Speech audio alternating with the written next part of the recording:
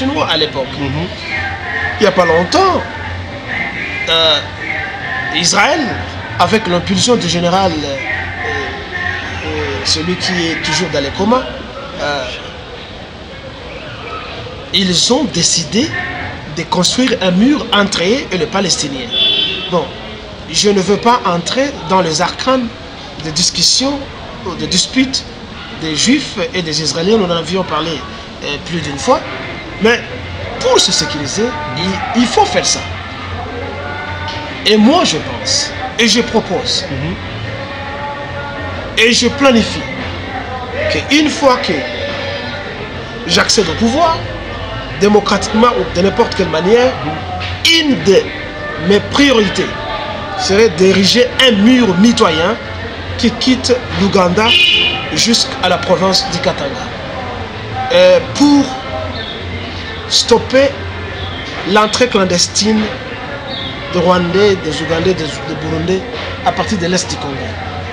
Il faudrait que je mette ou que le parti initie un service d'immigration très fort pour contrôler les mouvements des commerçants ou de tout touriste ou de tout clandestin qui a l'intention de vouloir venir au Congo ou d'aller dans l'autre côté. Ce qui manque chez le service d'administration est très faible au Congo. Et le service territorial d'immigration ne fait absolument rien. Et le Parti national congolais se pose un candidat pour le faire. Nous allons ériger un mur. Nous allons faire une fortification bétonnée et électrifiée. C'est un fort que nous allons faire. Voilà, je vois le message est passé pour M. Jemada Rikilele, hier à l'objet, ce qui est mir à partir d'Ouganda, et Tikota Katanga, je crois que nous allons éviter les tracasseries entre nos frères et voisins rwandais, burundais, nous sommes au mur en béton. Je crois que Mamo va être aux arrêtés. Est-ce qu'il dit vrai ou il dit faux? Parce que aujourd'hui, le Rwanda devient un pays touristique. À l'époque, on ne nous a jamais appris qu'il y avait beaucoup de gorilles de montagne au Rwanda. Vous allez aussi apprendre que maintenant, le Rwanda a l'Okapi. Alors que l'Okapi, c'est l'unique curiosité au monde qu'on ne trouve qu'au Congo. Comme les kangourous en Australie. Mais vous allez apprendre qu'un jour, peut-être, il y en a déjà, on n'en parle pas seulement, qu'il y a des Okapis au Rwanda. Tous nos gros singes de montagne sont allés là-bas. Et que dire des autres amis? Alors, il faut qu'on mette fin à cela. Un gouvernement fort ne peut pas négocier ça. Et si nous le faisons, ce ne serait pas de l'apartheid, ce ne serait pas de l'injustice, ce serait la protection. Tout gouvernement fort a d'abord le rôle de protéger son territoire, ses citoyens et le bien de ses citoyens. Aussi longtemps qu'un gouvernement ne le fait pas, ce n'est pas un gouvernement. Il faut le déchoir. Ça n'a aucune raison d'exister. Voilà, je crois que le message est passé. M. Kilele a écrit un livre, un recueil poétique que je vois là. La bile est chauffée. Voilà, c'était en 2010. C'est bon, moi j'ai lu, j'ai compris. Un très bon livre. M. Kilele, d'où est venue cette inspiration pour écrire ce livre? Ce recueil poétique. D'emblée, je dois dire que c'est une collection ou une compilation de vieux poèmes que j'ai écrits à ma prime enfance. Je disais donc, ce sont des poèmes que j'ai écrits quand j'étais encore enfant.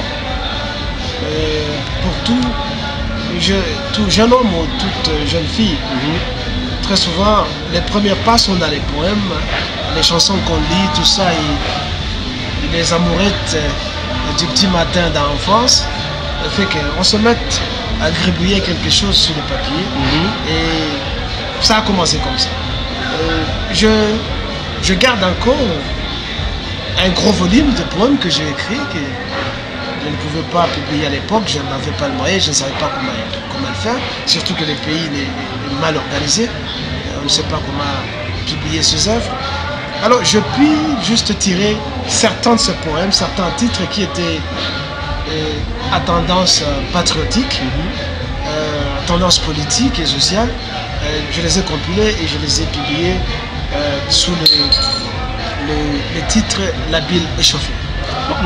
Mais il y a d'autres poèmes qui parlent de l'amour, qui parlent de l'amitié et de beaucoup d'autres thèmes qu'on peut exploiter dès qu'on fait une analyse poétique. Voilà, moi ce qui m'a impressionné ici, ou ce que j'aimais ici, c'est qu'il a condensé l'histoire de la République démocratique du Congo en poème ici. Vous aurez le temps de lire. Si vous voulez avoir ce livre, appelez la rédaction de rdcongoinfo.com ou soit vous nous appelez directement par le numéro qui est affiché au bas de l'écran. Vous aurez accès à ces livres et à voir, comprendre l'histoire vraiment de notre pays. Mais pour votre information, M. Guillet n'est pas seulement un politicien, il est aussi un écrivain. Il fut lauréat des poèmes. Il y a eu un concours qu'on a organisé en 1995. Il était lauréat, c'était en Washington aux États-Unis. Allez sur Google, frappez Jemada Kilele, vous saurez qui il est en ce qui concerne la poésie. Alors on part à la page 15, M. Kilele. Là, vous parlez des plaidoyers. En bas, vous dites que voilà la dictature. Non, faites de chaque loi un prêtre. Quand vous dites faites de chaque loi un prêtre, vous voulez dire quoi par là? D'accord. C'est une strophe que vous êtes en train de lire. Tout à fait. Je veux encore la lire pour les auditeurs ou les téléspectateurs. Faites pour chaque loi un prêtre et pour chaque infraction un traître. Si la loi devient pour un chacun un bouclier, sans doute on ferait le plein du grenier. Vous voulez dire quoi? Oui. Faites, tu peux m'aider là? Faites pour chaque loi un prêtre. Faire des lois. Faites de la pour loi chaque loi un prêtre. Ben, écoutez, la loi, enfin, tout pays a des législations. Il y a des lois qu'on vote au Parlement. Je pense que les lois du pays ne doivent pas finir leur trajectoire dans le Cénacle, donc dans le Parlement. Il ne faut pas que les lois deviennent une chasse gardée des juristes. Il faut que les lois soient prêchées à la population comme on prêche les versets bibliques et d'autres livres dits saints. Le Coran et tout ça. Parce que je me suis toujours demandé pourquoi doit-on plus apprendre le superficiel, le spirituel aux gens qu'apprendre ce qui peut les aider à fortifier leur vie tant matérielle que sociale. Ainsi je dis, il faut faire pour chaque loi un prêtre et pour chaque infraction un traître. Bon, il y a un dicton qui dit nul n'ignore la loi. Mais je trouve que c'est trop brusque. Parce que la majorité des gens ignorent la loi. Parce que cette loi ne leur est pas enseignée. Combien de gens chez nous comprennent l'importance du paiement de l'impôt, par exemple, et de l'importance de l'impôt. Les gens ne savent pas ça. Il n'y a que ceux-là qui ont fait l'économie ou le commerce qui peuvent comprendre. Mais nous avons des médias qui devaient se mettre à apprendre cela aux gens pour comprendre que ce qu'on foutit pas qu'on a eu. Les impôts aident à construire les routes, enfin les infrastructures dans le pays, les routes, les hôpitaux, les écoles, et payer peut-être les fonctionnaires, etc. Mais on ne dit pas ça aux gens, ainsi certains gens refusent de payer l'impôt. Pourquoi doit-on avoir une carte de citoyenneté? Voilà encore un échec puissant de votre gouvernement qui a été incapable pendant 16 ans de pouvoir imprimer les cartes de citoyenneté pour le pays. En fait, la carte de citoyenneté te donne accès, par exemple, au vote, te donne accès à l'identification que tu appartiens à ce terroir-là, ce qu'on appelle Congo. Ça te donne droit aux avantages de services consulaires, bancaires, etc. Ça aide aussi le service de sécurité à t'identifier, à te localiser là où tu habites, afin d'éviter des citoyens clandestins dans leur pays. Ça ne se fait pas. Donc, il faut qu'on se mette à prêcher les lois à la population. Vous voyez ça? Même aujourd'hui, on nous parle de la démocratie. Démocratie.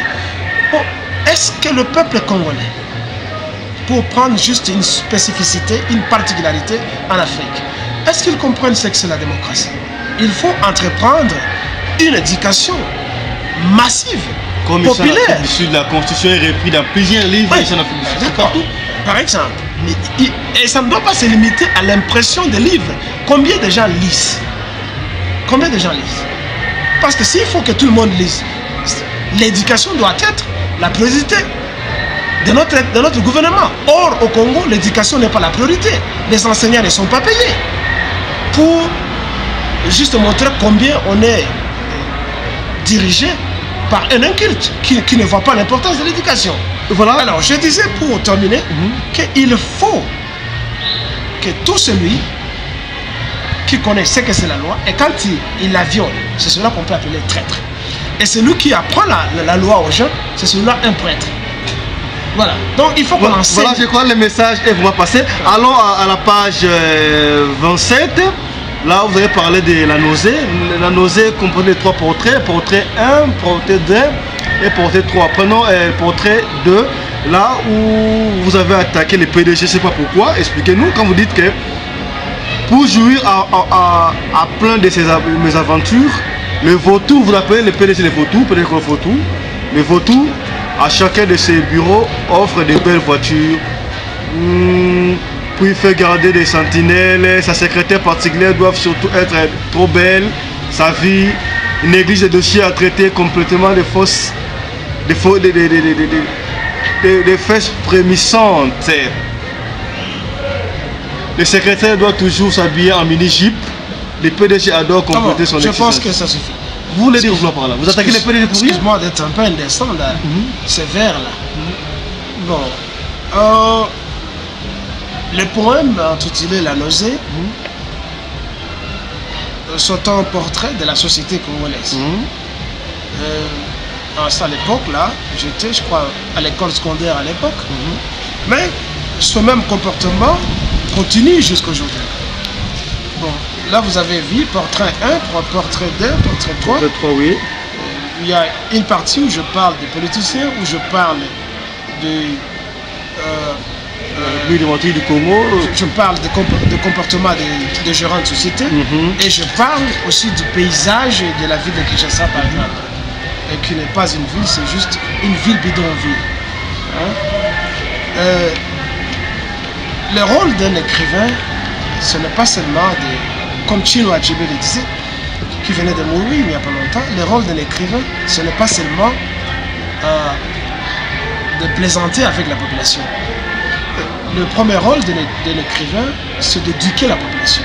Et donc je voudrais dire que chaque vers, chaque phrase d'un écrivain doit apporter un certain message d'éducation, d'avertissement pour le développement tant mental et social de la population ou de celui qui lit. Donc, tout écrivain, c'est un enseignant.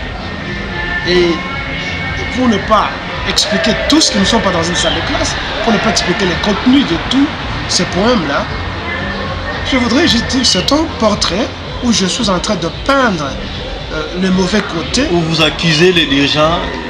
Exactement, exactement. Je dois peindre ce mauvais côté. Pourquoi c'est clair? Vous dites que les dirigeants congolais sont les coureurs de jupons. Mais sans doute. Mais sans doute. C'est indéniable. Ça s'écrit dans les journaux. Et se vit sur la place publique. Et je ne suis pas contre le sexe de quelqu'un, parce que moi aussi je l'ai fait. Mais je pense que la priorité, c'est de créer le bonheur de tout le monde. Et non pas de croire au bonheur de soi-même. C'est Albert Camus qui disait dans son livre L'étranger qu'il y a de la honte, non pas l'étranger, je crois, les animaux malades de la peste. Oui, il disait, il y a de la honte à être heureux parmi les pauvres. Vous voyez ça? Et il avait